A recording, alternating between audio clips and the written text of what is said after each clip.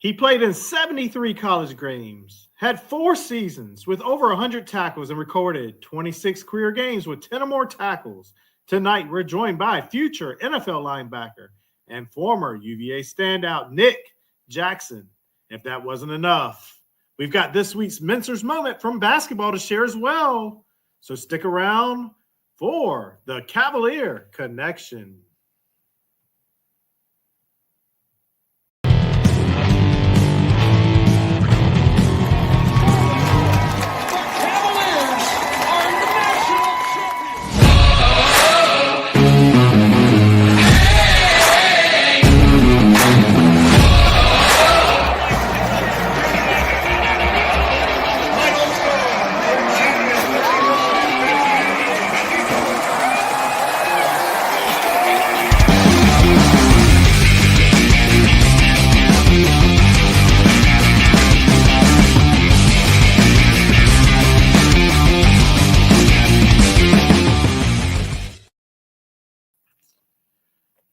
Welcome into another edition of the Cavalier Connection.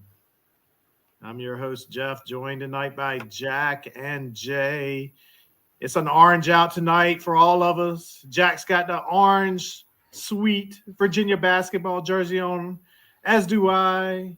I told everyone I made that trip up to Mentor's last weekend, got some gear for everyone, and here's a little taste. I got a nice hat. I got a jersey. Jack's got a jersey. Jay, to be determined. He's got his hat, but got my hat into him. I got a little surprise for him.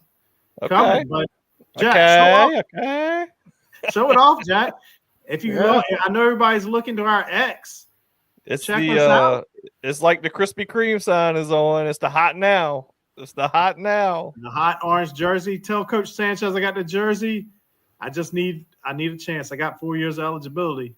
But that's going to take us right on in to this week's Mentor's Moment, which is exciting. Basketball gave us something here. Let's take a look.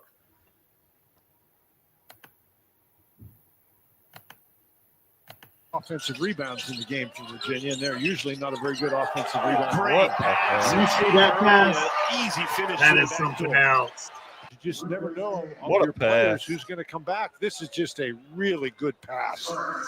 And the difficult finish there. No doubt. As we've said, with Rhodey's been pretty impressive this year. And I know you've said before he's got the turnovers cut back a little bit. And, there were so many options to go for Mentor's Moment this week, which has not been the case all year. Yep. McNeely went off for a bunch of threes. We could have put all that together. I think you could have gone with another roadie pass to the Blake dunk. That was in consideration, I'm sure. There was another play. Barrage of all the threes. There was another play by McNeely defensively where he dove, got a steal and dove and saved it, which, that's Virginia basketball there. So, for sure. There's Jackie's back. We got the Virginia jersey on. I also noticed, is that a Virginia beanie? Oh, yeah. It is a For Virginia somebody beanie. who didn't have a beanie just a matter of a couple months ago. My man is wearing Christmas swings around. That's a nice looking beanie, Jack. Thank you. I appreciate that. He wears that one on in the morning on the show. Another show. The other. We don't say the name. We don't of that. advertise here. If they want an advertisement, pay us. Yeah, we're happy to. Yeah, but you guys seem to find a way to bring it up every single episode that I'm on. Yeah. Well, Jack, that's like once a month. So, wow, you got 2 in a row here tonight, Jack. I don't blame you. You don't want to miss out on Big Nick Jackson. I mean, well, tonight's a treat. We got Nick Jackson, former Cavalier linebacker, current Iowa Hawkeye linebacker, and future soon to be NFL linebacker. Yeah, for sure. The numbers that guy put up, something special. So I think when you read his bio and kind of talk through the things, people are going to be like, holy crap. Yep. This guy's an all-timer. At the college level, he's an all-timer. Yep. So he should be with us any moment now. All right. And speaking of Nick Jackson. He's here with us tonight. So he was a true force on the field with a record setter, 555 career tackles, more than any active player, second most in FBS history. And you just stop me if I'm wrong, if you're not number one. Solidified himself as one of the all-time greats. He's played an NCAA record 73 games, 26 games with 10 or more tackles, and delivered 4 100 tackle seasons. So you played at UVA, then you went to Iowa, and I think your next move is NFL. How you doing tonight, Nick? I'm doing well. Thank you guys for having me on. I'm excited to be on, and wah. Yes, sir. Oh, yeah. Thank you. Yeah. So I know you played your high school ball at Lovett High School in Georgia. Can you walk us through kind of what your recruiting process was like coming out of high school, and were there any other schools you were considering before choosing Virginia? Yeah. So out of high school, I went to Virginia. But yeah, through that process, kind of just enamored with options, which I was blessed for. But ultimately, I knew where my heart was. I knew where I wanted to be. My dad had went to Virginia. I had taken about 5 to 10 visits already. I was obsessed with the campus. They offered me, I think, the spring of my junior year. And then I committed that following October. And it was just one of those processes where, I looked at every other school, and I went to like Duke, Northwestern, Texas A&M, some other schools, but it was more just every school I went to, I kind of compared to Virginia, and I would say like, hey, is this school going to be better than Virginia for me, or is like X, Y, Z? And then I kind of looked at it and said, okay, well, if I'm over here comparing every school to Virginia, why don't I just go to Virginia? So just being a younger kid, it's kind of hard to grasp a lot of options and stuff like that. But looking back on it, I'm glad I took those visits, but I knew where my heart was. Yeah, I know you mentioned your dad went to Virginia. Were there any other key factors that led you to choosing Virginia? Yeah, I think that it just had the best balance of just life, school, and football. I think the athletic program as a whole is in a really good spot. And I think that they just did a great job of just letting people just bond and connect with other athletes as well, like going to support like any other sport, whether it be like the basketball team, the soccer team, volleyball team. Like we all had a really good connection. We were all really close with the lacrosse, my boy Jono. But yeah, I think that it was just really cool. And then the academics at UVA speak for themselves. Speaks for itself, and then just the life that you get to live when you're at UVA is really special. Yeah. So you started your career playing for Coach Mendenhall. Can you talk about how Coach impacted your development as a player? Yeah, I think that he had a huge impact on my development. Coach Mendenhall was unbelievable, honestly. Like I thank him for a lot. He just, the way he develops your character, your mental toughness, your physical toughness, and just helps you develop as a man was really instrumental for me. Just like whether it was meetings after practice, whether it was just pre-practice workouts, or whether it was just mental games and tests that he would put you through just to kind of get you ready and acclimated for the real world. I think that was a huge tribute to him and how he developed us as players and as men. And just kind of preach the principle of like we were going to be good at football and be good servants in the community. And I thought that was real special. Yeah, we hated it when Coach left. And I'm sure, a lot was going on in the locker room at that point. A lot of people, players had to make tough decisions about whether they wanted to stay or transfer.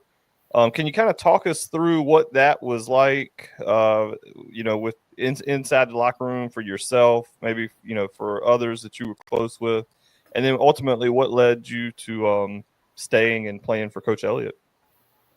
Yeah. So basically, like on any time a coach or something like that happens, there's obviously uncertainty. But I just remember just the guys being united in the front, and where you support your coach, you support each other, and then that it's a family. You know what I mean? So everybody has to make decisions that are best for themselves, and everyone knew that, that next step was figuring out what our next step was as a program, as a university.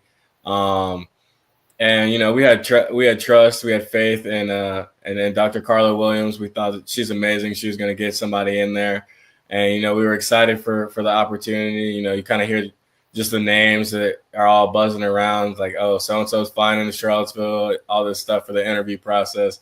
So you kind of get a little giddy and just like wondering who your next coach is going to be. But you have faith in the administration. You're at the University of Virginia. You have a lot of confidence of everybody there. So we weren't really too worried. Coach Mendenhall left an unbelievable impact on all of us. He left the program in a great spot. So we were all we knew how to operate. We knew that whoever came in, we were going to operate under similar guidelines. Just because we just believed in discipline, and I thought that was kind of locker room led. And then, just going into that, the decision is to stay with Coach Elliott. We knew that, anytime you get a coach from Clemson after that dynasty that they've had, you got a good coach that's building a program and that can create champion men, as he would say. Oh, yeah. Yeah, absolutely. What would you say was your first impression of Coach Elliott when he came on board in 2022? My first impression was like, wow, just like this is what it's like just to have like a different coach. Like it's you kind of get into that college aspect. Like in high school, I had one head coach, and then in college for 3 years, I just had one head coach. But like he kind of just went through his guidelines and his vision for the program. And I thought I was very, very impressed. I thought he had a special vision for the school. And, he brought an energy of, trying to build a national championship pedigree within our school from the experiences that he had at Clemson. Yeah. So kind of a unique experience, as you just said, playing for two different coaches at UVA, being Coach Mendenhall and Coach Elliott. Can you tell us about the differences in their coaching styles and their philosophies? Coach Mendenhall, it's an effort. It's a commitment to the little things. It's a commitment to, you kind of want to just be. I'm trying to think about like the best way to word it. It's been a minute. So with Coach Mendenhall, you go through a lot of strain, outside of the field. Just to kind of develop you on the field in little ways, versus Coach Elliott, it's more on the field developmental work like that. But I think both present really good ways in like how you're developed and how you're refined. Coach Mendenhall is more of a, iron sharpens iron through a mental battle sometimes, but then also going through physical challenges to test your willpower, will before skill. And Coach Elliott's more of a skill development, getting better at your technique and kind of working through that. So I know in 2023, you decided to transfer over to Iowa. Can you take us through what led to that decision, and what were the main factors that influenced your choice to make a change? Yeah, so anytime you kind of make that change, it's hard. Because Virginia is home to me. Virginia meant everything to me, and it still means everything to me. Like I bleed Virginia.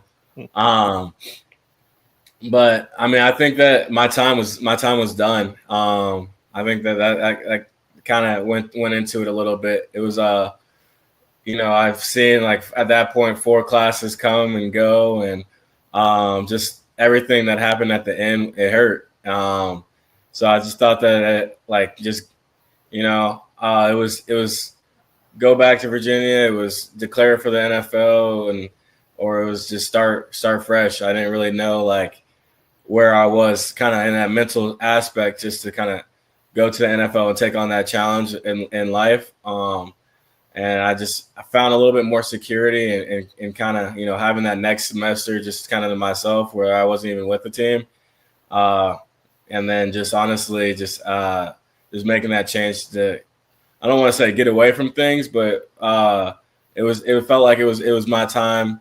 And from this university, and it was time for if I was staying, those younger guys, they were going to take my job too. So no, they weren't, Nick.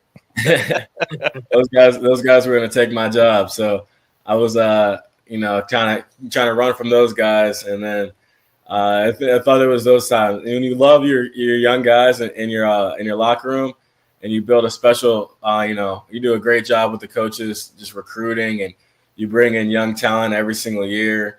And those guys become special, and when you have like a Jordan Mack and a Zane Zandier taking you under your wing, and then you get to kind of take some of those other guys under your wing, you want to see them play, you want to see them develop, you want to see them grow, and I think that special connection that I had with those guys, it almost felt a little bit selfish to kind of like take a COVID year.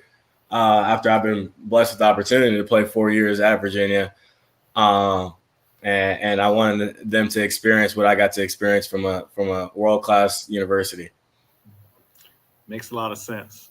So I know once you decided to transfer, I'm sure the phone was ringing nonstop. What was the process like, and were there other schools that you were considering other than Iowa? Yeah. So honestly, when I got in the portal, and I didn't know what was happening. Really, I just kind of like I didn't really know what the transfer portal was to like a degree of like how people just reach out to you or anything like that, or how you transfer and all that stuff. I just knew that was the option, and I never closed the door on coming back to Virginia. Like I thought that like that was still an option. Like someone still had to just show me that like I felt comfortable and safe going to a different school. But realistically, I got in, and then it was like winter break or something, and I drove home, which is like a 7.5 hour drive. And, it was a blessing, because it was kind of one of those times where, the drive feels real short just because the phone keeps ringing. So that was pretty cool. Just to kind of see like, hey, like people actually want you, so that was pretty cool. I had a couple coaches actually at my house by the time I got home. Man, what schools were they, or what school? If you I'm not gonna say that, but yeah,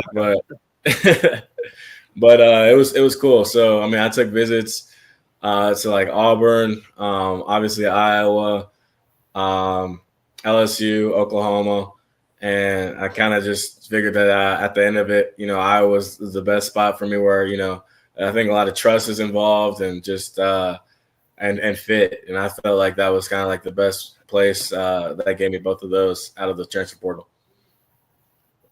Yeah, Iowa's got a great program. Obviously Coach Ferentz, great coach. Was there any problems, or what would you say was like your biggest challenge, kind of adjusting to a new team and system? Yeah, I think that they did a really good job of just their dedication to teaching me the playbook, and their dedication just to getting me acclimated with the team. And I think the culture was in a really good spot to where they welcomed me in with warm arms. And it was really cool. I really appreciated like everything that happened. And when I stepped on campus, obviously the hardest part is, apples to oranges with the playbook. Yeah. Cover 4 is cover 4, but kind of just, putting the names together, putting the plays together. And obviously there's some switch ups schematically. And so just getting those live reps when the bullets are flying, and learning how their game plan weeks go, and kind of just getting acclimated to that adjustment, kind of on a fast basis, because I didn't have that spring to get spring ball or anything. So fall camp, 4 weeks, and then bang, you're playing. Right. So can you kind of tell us, because we know Virginia well, but what would you say are some differences between a program like Iowa and a program like Virginia, just in operational things or fan bases, even anything? What stood out as different? Yeah, it's kind of hard to answer that question, because it was like two different parts of my life. So it's kind of like Virginia for me is like my alma mater. It's my home. It's a special place for me. It's, it's where you went to dorms. And I think with the transfer portal nowadays, I think people will always, and, even you get some guys where you see they transfer after a year and then transfer again after a year. They'll always kind of say that that home base was that place where they went to dorms, where they stayed in dorms. And it's because, you go through a lot in those dorms. You experience a lot. It's the first time you move out of home, you move away from wherever your hometown may be. So I think that was a lot of just where I grew up, really. And I saw things. I mean, I just think at Virginia, I learned so much just from academics to athletics. Like, I got everything that I could have ever dreamed of, honestly, at Virginia. Like, the resources there, the plans, the academic advisors, the coaches, the strength staff. And I think it's in even a better spot right now, just with, the new facility and all that stuff too. So I think that just obviously, like, the weight room that I had at Iowa this year versus the weight room at Virginia when I left was a lot different. But honestly, I think that people see stuff like that and they are quick to say, hey, like, oh, you guys don't have facilities, you guys don't have this. But at the end of the day, whether you're benching at the YMCA or you're benching at, Alabama's weight room, it's the same bench press, it's the same weight, and you're going to get the same results. It's all what you put into it, not what not what it looks like. So I think people get a lot of enamored with that. And I think crowd sizes, Iowa, I think every game was sold out for the 2 years that I was there. Wow. But at Virginia, it's like you still get the people that you want there. You want the people that care about it. You want the people that are invested. And really at the end of the day, it matters about those guys on the sideline too. So I think that at Virginia, you get the hill, you get everything locked in every now and then.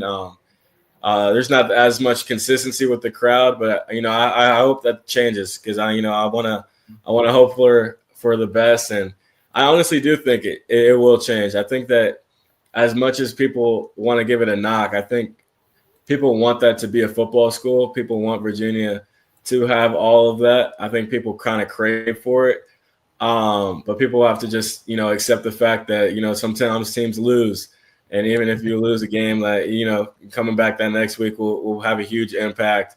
And, getting that home field advantage, is crucial in college football because that can really determine whether you win or lose a game sometimes. Yeah. Yeah, we had a chance to talk to Lo Davis last week. And are you familiar with Lo? Yeah, I know. Okay. So we were talking with him last week, and he said, yeah, it's funny, Virginia fans want Virginia to be Yale Monday through Friday and Alabama on Saturday. It's hard to be both those things, Yeah, it is. But I think that if there's a school that can do it, I think it is Virginia. Oh, honestly. Absolutely. So I think that's why I'm really optimistic about the program. I watch every game every week. I think that it's in a good spot to where people want that, and it's just going to take a little bit. And I think that they'll get it done. I think that they will get it done. Those guys in there, AC is still there. Year whatever 12, 15 he's on right now, but he's and AC has Antonio Clary. That's my AC. Sorry. Okay. I was going to say, are we talking about the same AC? Antonio Clary, that's my AC. Sorry, I forgot. Year 7. Yeah, no, he's incredible. We love him at safety. He flies around the field. He's awesome.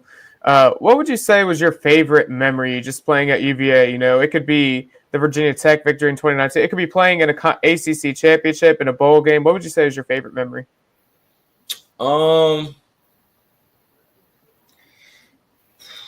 There's so many good memories. Honestly, there's so many hardships that are behind the scenes that you kind of think about. Just I remember one day we just had a killer workout where it's just I'm looking at Zane and he's looking at me and we're yeah, we got 20 more reps of this thing, dude. So I remember stories like that the most, the things that people don't really see. But game wise, I think when I was a freshman on campus, watching being a part of that Florida State victory kind of changed the whole dynamic of the season. I think that honestly, that Pittsburgh game on the first game, that kind of set the tone for the season. But then once we played that Florida State game, it was like, all right, we have something special here. And that ultimately led to me getting a start in the Orange Bowl. And I think that was a really cool experience having that game. It's like you watch the college football playoffs now, and it's like the Orange Bowl, and you're like, wow, I've been a part of it. That tradition, that legacy. But yeah, I mean, I think that those have all been insanely cool games. That Florida State game is memorable for me too, for a different reason. We were at the game, and my youngest son, and at the time I don't know how old he was, 8, 7, 6, 5, I don't know. But all I know is it was crunch time in the game, and I mean crunch time. And it was, the place was packed, and it was a crunch time third down situation. My man started dancing. I got to go to the bathroom. I got to go to the bathroom. I got to go to the bathroom. I remember this now. It wasn't me. It was a timeout. I scooped him up, and I rushed through the crowd, got him into the bathroom, and I just remember having to watch like 2 plays from the dang little TV monitors at the concession stand. I was like, you picked a fine time to have to pee like this. Yeah. That's a tough one. So, just going a little selfish here. I want to go off script a little bit, only because could you talk about Coach Mendenhall and his philosophy? Because I know a lot of the media anyways always absorbed the fact that his biggest goal every year was to beat Virginia Tech. And it's kind of important to me because in my lifetime, I've seen you guys beat Virginia Tech once, and it was that year. Can you talk about that a little bit and how much he emphasized that and what went into that game and the celebration? Yeah, I mean, I wouldn't say his goal was just to beat Virginia Tech. His goal was to win every game. And I think that he was big on winning days too. Just like the whole offseason, he wanted to win days, and especially with our Pride Fridays and grow mentally and grow physically and kind of push ourselves forward. And he was really calculated in everything. So I know one year we struggled on the road. So the next year we would practice at different facilities just to kind of get used to being comfortable, being uncomfortable. And then that next year we were pretty good on the road. So I think that his philosophy was kind of just like finding out what kind of triggered events and trying to figure out and put a needle on it so we could not let that happen again. I think obviously, when you're trying to change a culture like he was, and you're trying to, take over a state and you're trying to take over a conference and a division and all that stuff, you have to win your state. I think that's a huge, you think about like the Iron Bowl, you think about just Week 12 in general. Like those teams are always playing each other in state, and those are always really good rivalries. And when you can win your state, it's easier to recruit your state too. So then the attrition that you can get for that next year in the recruiting class too is big. So I think that he puts emphasis on winning that game.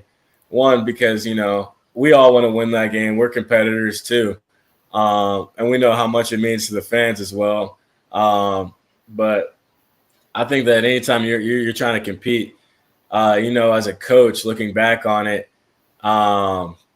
you have to stair step it too a little bit too. Like you can't say I'm going to win a national championship if you haven't beaten Virginia Tech in 10, 15 years. So I think that you kind of have to say, all right, listen, we're going to take it this year, and then now we're going to beat Virginia Tech, and then ultimately what that led to us going back to the ACC championship, and getting the coastal ring. So I thought that was pretty cool, just like see the vision of it, and the year before I got there, how close they were at Virginia Tech. So when you do that, you prove your capability, and then you kind of can get more, I don't want to say momentum, but more positivity going into that offseason. Yeah, absolutely. And also, so you transitioning to the Big Ten, definitely considered one of the best conferences in football, certainly in my opinion and the opinion of most other people, is a better conference than the ACC, especially now.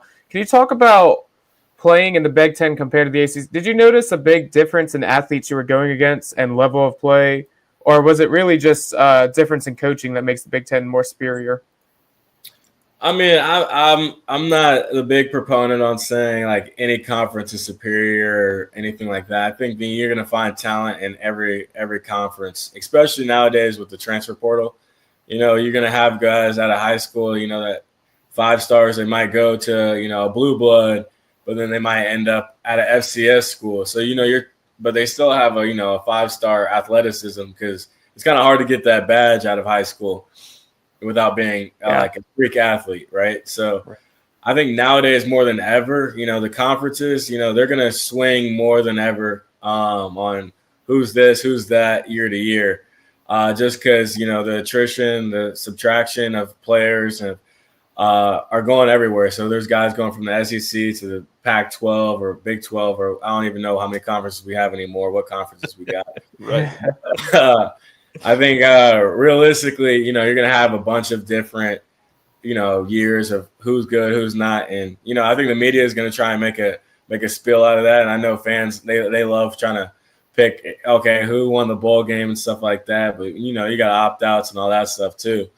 So, I mean, I think it's ball at the end of the day. It is ball. And I know that's a cliche answer, but I think that it is ball. You know, you have your teams that you want to run the ball a little bit more in the Big Ten. I see that a lot more 12 personnel, 13 personnel sets versus, you know, the ACC is more spread out, 3x1 open, you know, 2x2 open. You might get a little bit more RPO and throws. But, you know, you see ACC teams take down Big Ten teams. You see Big Ten teams take down ACC teams all the time. So, I mean, I can't really put a pinpoint on who's good, who's not. You know, it's kind of all up in there. So, Nick, are there any linebackers, past or present, that you like to model your game after or study?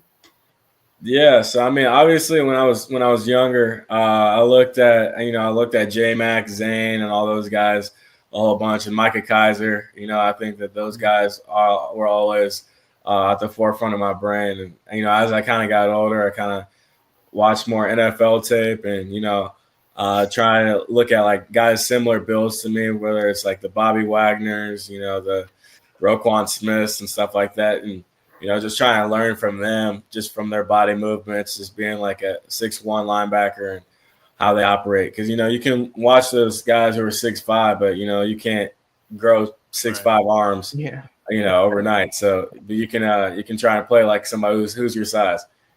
Right. So as you're getting ready for the NFL draft, what do you feel you can bring to a team that's interested in drafting you? Yeah, I feel like I bring a lot of experience. I feel like I bring a lot of leadership experience and just productivity. I feel just, you know, you can put me in kind of whatever scheme after having 3 coaches and, you know, different systems that I played in, probably 4 or 5 different systems, honestly. And, you know, I've just been blessed to be productive in all of them. So I don't think it really matters what system. And it doesn't really matter where I'm at. I'm adapted to change and, you know, I'm going to work. I think that I love ball. I love playing it. I love everything that goes into it.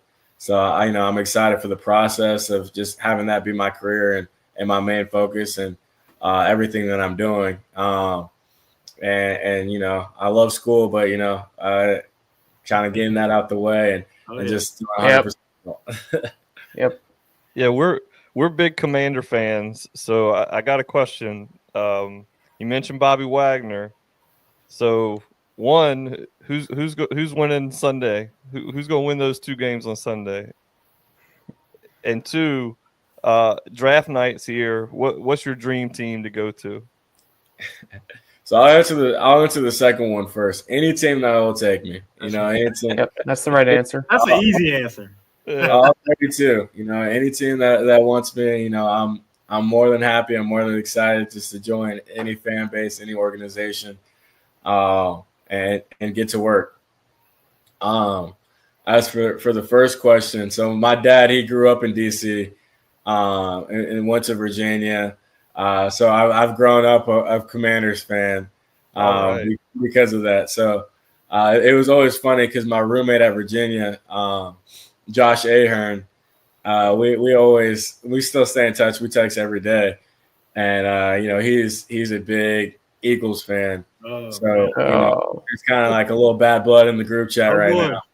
Oh no, group chat right now, but that's awesome. I'm hoping for a good Sunday filled with good football, and I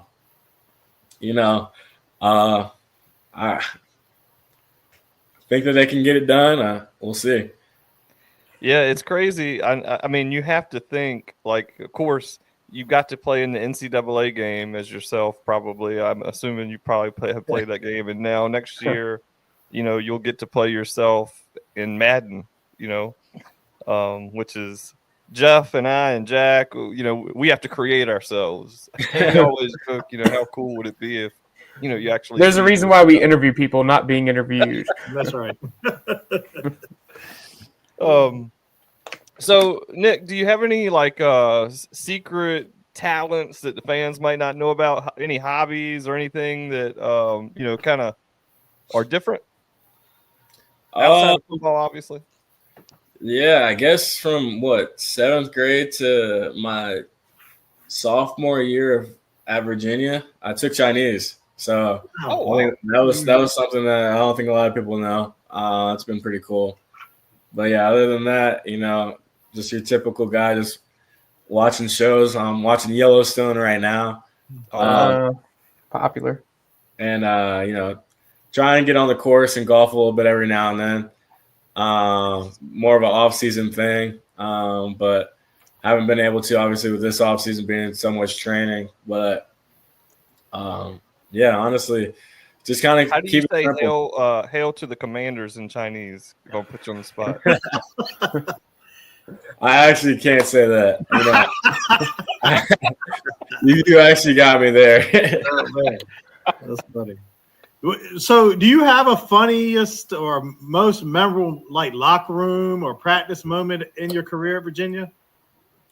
Oh, I wish you gave me a heads up on that one. I could have probably gave you a great answer.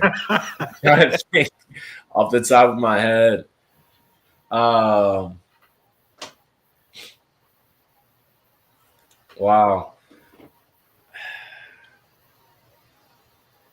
I honestly can't think of anything off the top of my head.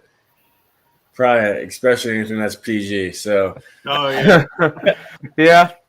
Yeah, we should give you a heads up. I know at the practice, it's tough. There's probably so many good stories, and then the question is, what can I actually share? Yeah, exactly. You got to get out of there first. Right. Exactly. So last question. Oh, I'm sorry. The last question for you. You have any final message for Wahoo Nation? Yeah. I mean, I just I thank Wahoo Nation for all the support throughout my 4 years there, but then also all the support from when I went to Iowa. I think that it's really cool just knowing how special of a place Virginia is and how much I love Virginia. It's, you go to somewhere else, I stick up for Virginia every single day, every single week. They kind of call me Virginia over there. They say some stuff over there, all in good fun. But it's a special place. It's my home, and you read some things on Twitter about other people who transfer and just like people's thoughts and all that stuff. And I've been blessed and lucky enough to where the relationship with most, and I feel like everyone has been really special, and I appreciate that because Virginia is home for me. Virginia is where I'm gonna take my kids and I'm going to show them around and show them this is where I was in the dorms. This is where we did practice, take them through the facility and all that stuff and just tell them stories. So just having that, and not having to worry about, okay, well, do people still like me there or anything like that? It's been real special to me just knowing that Virginia I can still call home. Just because you see those stories of people, not getting that benefit and that luxury, and they kind of lose that alma mater feeling when they go because there's bad taste in their mouth and there's bad blood. But with Virginia, I feel all the love, I feel all the passion, and I can't honestly thank that school enough for everything that's given me. on the field, off the field, support, and the people. I think it really starts with the people there. I think the people there at Virginia are special. Friends still text me from classes, professors checking in on me. I had the dean of McIntyre text or write something on LinkedIn the other day, which was pretty wow. cool. Oh, wow. That's awesome. So I mean, it's a special community that looks out for you and loves you, and I love that school. I can't emphasize it enough how special it is. I talked with the equipment, a couple of days ago. They're sending me a little bit of gear to work out in, so I can finally get back in my Virginia gear to work out. So, that's my school. I love it. I take pride in it. And I'm going to support it till the cows come home and be back at games soon. So I'm excited.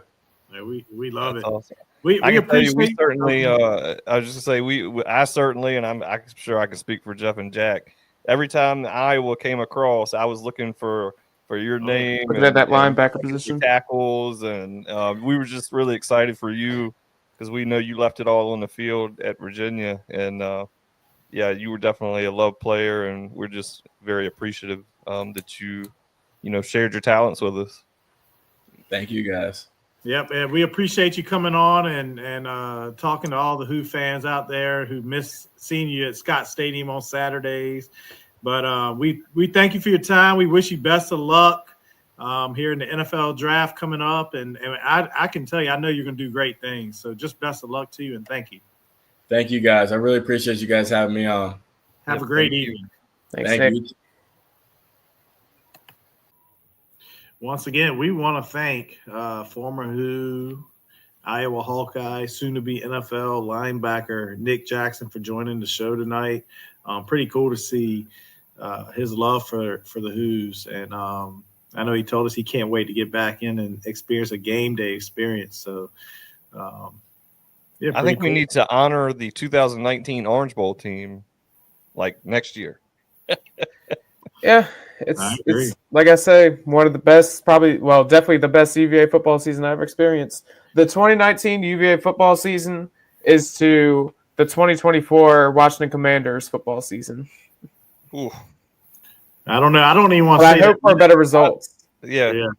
We're still playing. And but 2019 at UVA was special. The football and then basketball win the national title. Thanks for everybody joining us or watching us. Thanks for everybody who's been subscribing as of late on YouTube. I ask you continue, tell your friends, hit the subscribe button on YouTube at the Cavalier Connection. Give us a comment, hit the thumbs up, hit the bell, hit all those things. You can talk a little crap about me if you want. Sure. Make sure you share our stuff. Share this beautiful jersey that came from Mincer's. Share it to Coach Sanchez if he needs a guy that can come in and give him a couple minutes. I'm that guy. I'm gonna give it to him. After I get down to court one or two times, I'm probably gonna be huffing and puffing, and I might be slumped over in the timeout telling people don't let them breathe. But anyway, thanks for tuning in. Virginia plays Notre Dame in front of a sold-out crowd on Saturday. Go Who's! Hopefully basketball can get a second one in a row. And we are going to catch up with everyone next week. Have a great evening and go Who's. Go Who's. Go Who's.